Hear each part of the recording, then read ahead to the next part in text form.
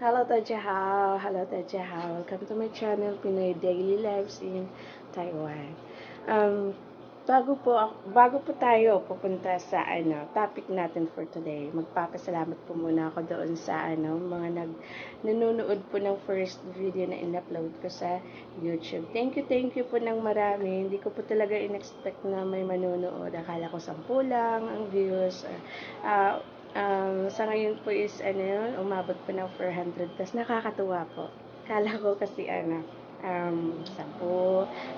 ganun lang yung manonood. Sana po may naihahatid po ako at may na isi-share po akong sana nakakatulong yun na yung tinatalakay ko doon para sa mga beginners, para sa mga nagsisimula pa lang paano matuto mag-Mandarin. Maraming salamat po sa maraming salamat po talaga. At saka dun sa mga nag-subscribe po from 0 subscriber to meron na pong 25 subscriber ngayon. Thank you po ng marami. Sa mga gustong matuto, sa gustong matuto paano magsalita ng simpleng Mandarin, na lang po, paki-subscribe. Please subscribe and tap the bell para po pag may mga video ako na-upload is updated kayo. Yung first video na yun, tinatalakay doon yung mga phrases kung saan araw-araw natin talagang ginagamit. Yung sa hindi pa po nakakapanood, please watch na lang po. Search Learning Basic Mandarin. Learning Basic Mandarin Phrases. Andun po yung video ko. Meron doong iilan na matutunan natin. Thank you talaga po. So, topic natin for today is all about counting numbers from 0 to 10 in Chinese Mandarin. Ayan. So, mag-aana tayo. Susundan nyo ako yung sa mga babanggitin kong numbers. So, from 0 to 10, madali lang po. Basta susundan nyo lang ako paano sasabihin, paano i-pronounce. Kasi po, yung Chinese Mandarin ay merong 5 tones. So, may first tone, second tone, third tone, fourth tone, fifth tone. So, susundan niyo lang po kung paano banggitin yung mga numbers ng from 0 to 10 in Chinese Mandarin. Ayan, start na po tayo ng ating tatalakayin na mga numero. Ayan, from 0 to 10. Sabay-sabay po tayong magbigkas. Sabay-sabay tayong matuto. Ayan. So, sinulat ko na lang po. Hindi ko na inedit sa inedit. Kasi kung mag-i-edit pa ako, sobrang tagal po. Wala akong madaming oras. So, kasi marami akong pinagkakaabalahan. So, ito, sinulat ko na lang. Ayan. Ayan. Kaso lang, pag isulat pala, bakit ganun tama ba? Hindi ko maano kasi ako yung nakaharap. Pero, pag i-view kaya siya, magiging ganito rin kaya yung magiging ganito rin kaya yung pagkabasa niya. Bakit ganun? The first time ko kasi magsulat tapos iharap na ganyan. Try ko nga yung iba, iharap kong mababasa ba. Try ko nga kung mababasa. Parehas naman yata. Sige. Yan. 0 is ling. Itong sa gilid character, ito yung ling. Kung paano siya sulatin. Ito yung mga ginagamit kadalasan sa pag halimbawa nagde-deposit ka ng payment to your account, payment to others account or nagpadala ka ng nag-deposit ka ng pera. Ito rin yung mga ginagamit pag nagsulat ka ng resibo na cash on delivery. Ayan. Yan yung mga ginagamit na Chinese character. Okay. Ling. 0 is ling. Okay. Ayan. Ling. Paakyat yung sounds. Okay, number 1.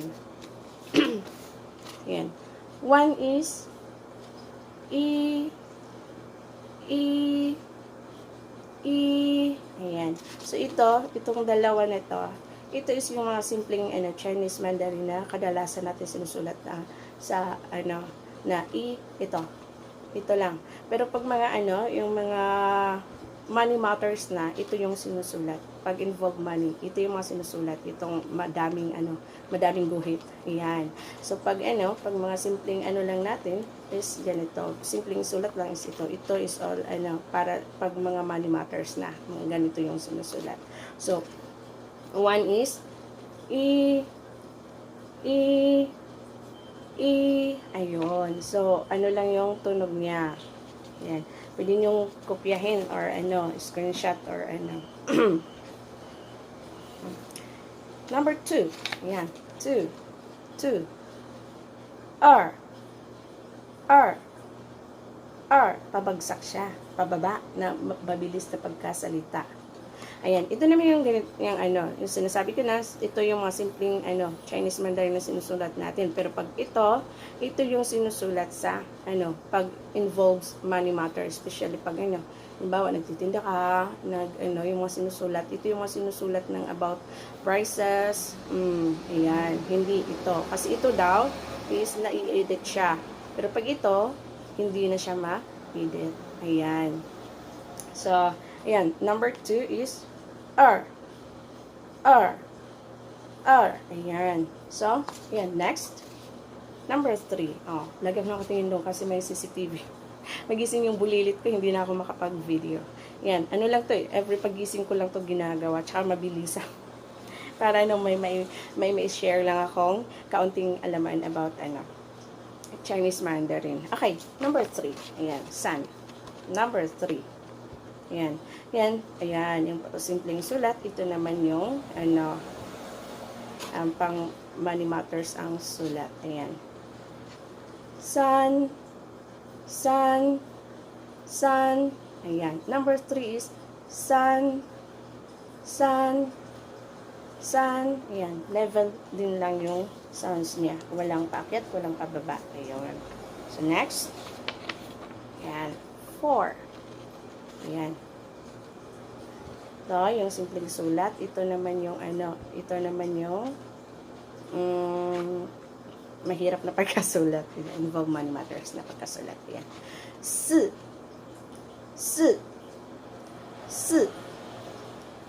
Ayan. Nadidistract talaga ako dito sa sulat ko. Parang baliktad pag tingnan sa video. Kaloka. Mag-i-edit na naman ako nito mamaya kung pagbaliktad ang pagkasulat. Ayan. Kaya siguro walang walang nagmamanual. Manual ako kasi mabilis pag edited kasi sa ang hirap kasi sobrang matrabaho po, sobrang sa oras. Ayan, 5 is u. Ayan. 5 is u. Ayan. Okay. Number 6. Ayan. 6 is Leo. Pabagsak siya. Kung kanina yung pababa muna, paakyat, ngayon pabagsak. Leo. Okay. Number 7. Ayan. Chi. Ayan. So, yung niya is level din lang, no? Chi. Ayan. 7 is chi. Ayan. Okay. Number 8.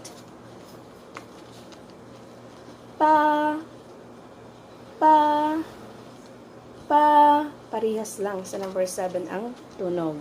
May distraction dahil sa CCTV. Ayan. Number 9. Cho.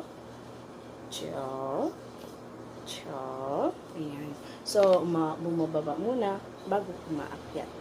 Cho. Ayan. Malat. Kagigising. Ayan. Number 10. Number 10. 十十. Yan. Number 10 is 10. Yan. So, may natutunan na tayo, no? From 0 to, from 0 to 10. So, yung 11 to 100, tatalakayin natin yan sa susunod na mga araw. Kasi sa isang araw, isa lang. Kasi, sinishare kong, tinatabi kong oras para dito is, kaunti. Kasi marami po talagang, ginagawa. Ayan. So, yung from 0 to 10, uulitin natin. 0 is ling. No.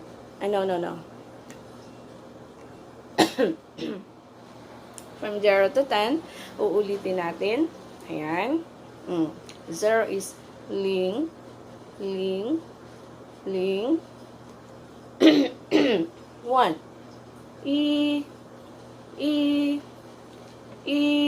Ba. 2. R. 3. San. 4. 4. 5. 5.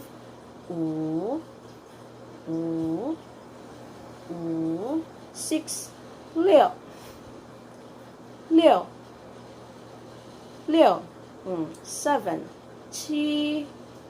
6. 7. 8. 8.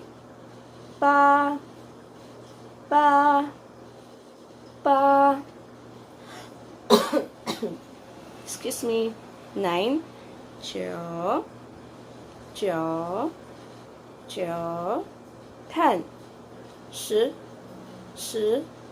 10. Ayun. So, may natutunan na tayo.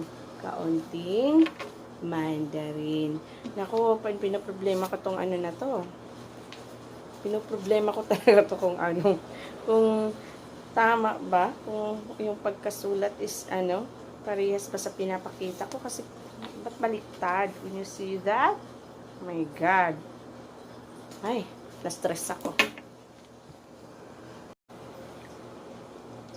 Ayan, tapos na po yung ating pagtatalakay ng Chinese Mandarin numbers. So, sa mga beginners po, sana may natutunan tayo for today. Pwede nilang maiksi lang po yung ginawa kong video kasi ang hirap mag-edit. Walang madaming oras, sobrang busy.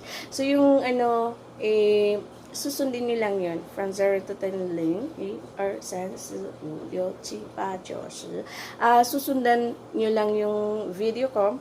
Pwede nyo i-post, tapos kopyahin nyo yung or i-memorize nyo, or madali lang pong memorize ang 0 to 10. Thank you po. Thank you for watching.